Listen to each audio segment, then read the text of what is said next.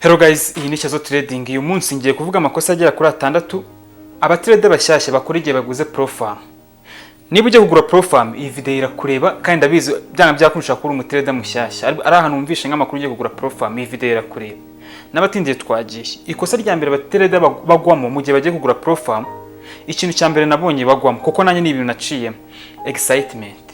Excitement ni iki? Ni kwa kundi uba wumva ufite ibineza neza uvuga ati wow, I can do it, I can make $1,000, nahita mbona payout, nkagura ibingibi nkakora ibingibi. Ufite excitement nyinshi cyane yuko ibintu bigiye guhita bikora mu munsi umwe cyangwa 2-3. Profile musuko zimeze zidesigninze ku buryo zituma umuntu ruzinga cyangwa se akagaininga, ariko akenshi ni ukuruzinga. Ndabyibuka ahangaha excitement nyigura profile, nyine byari ibintu numva nishimye cyane, nyine wow, ngiye gukora amafaranga menshi cyane.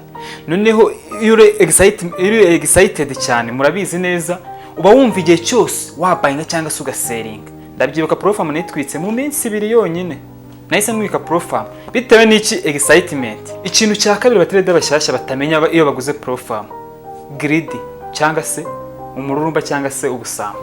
Kiriya kintu kiragukubitisha cyane. Ati gute? Urugero iyo waguze profile uri mushyashya udasanzwe ubimenyereye cyane, uba wumva nyine ikintu cyari gukorera amafaranga tu. Niyo ufashe trade ntabwo wibuka kugira iki gufunga trade cyangwa se ukavuga ati kanshyiremo trade nyinshi cyane zigwe mu nyungu vuba nze guhitangira iki mpasinga profile, kandi ntabwo ari uko bikora.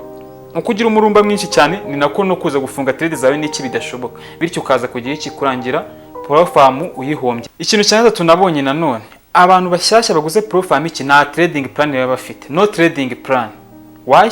Nukubera ko akenshi uba ufite amashyushyu n'iki na akenshi ni kuntu bayigura uyigura gutya utari wabona na strategy nimwe, utazi uburyo winjira isoko, utazi uburyo uzasohoka isoko, utazi uburyo umanaginga drawdown. Ese umumbye trade yanjye bigenda bite? Ese yo nungutse bigenda bite? Ibyo bintu byose nimba uzi kujya kugura profile mutari wabimenye, utari wabakiriya y'ibintu uri gushaka, nyine ibyo bintu utazi plan yabyo, don't buy profile, you are wrong.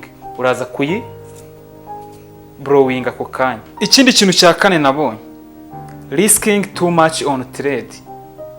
Kumva ko trade imwe cyangwa ebyiri zishobora guhita zigira iki upayinga profile, nyine bagwa payout profile ukayitsinda. Icyo kintu simamya yuko kidashoboka. Yes, kirashoboka, ariko se gishoboka kangahe?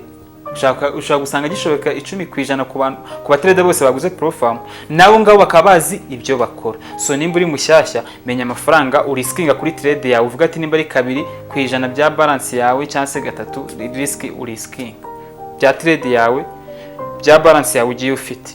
Ibyo bintu byose ugomba kuba ubizi. Ikindi cya gatanu nabonye, over trading.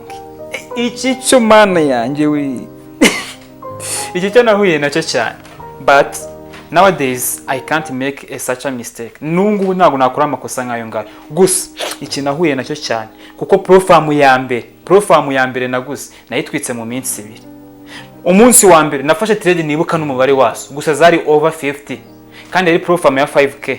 Over trading ni ikintu cyaje ufungura position nyinshi utazi n'ibyo urimo, nuzi na entry, nuzi na ora closingira, nujya drawdown biragenda bite nubizi. Already na drawdown nyeka ko sinigeze nanayubahiriza hayi na trading nga GPGPY. So over trading ni ikintu gikubitisha. Ikintu cya gatandatu ari nacyo cya mbere cy'ingenzi, oya n'ibindi nabyo ni ingenzi nako mutibeshya, ignoring a drawdown. Cyangwa se ukumva ko bira bintu bya drawdown ari ama rules ya profile, ignoring drawdown rules, ukumva ko ari amategeko atakureba namba, ukumva ari ibintu biraho.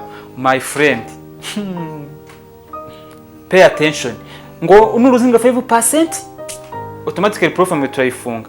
Nurangiza mu gihe cyose cya lifetime yawe nuba ruzinze 10% profile yawe uzayimisinga. Ibyo bintu biri very crucial cyane, ni ibintu ugomba kwitondera igihe cyose waguze kibaguze profile. So guys, niba iyi video yagufashije ukabumva ko aya makosa nawe uyagwamo, kuko ndabizi amwe bayagwamo, reka ngashobora gukora subscribe tuye tubana umunsi ku munsi. Yari Shyazoo Trading. Ciao nakagaruka, turabakunda cyane.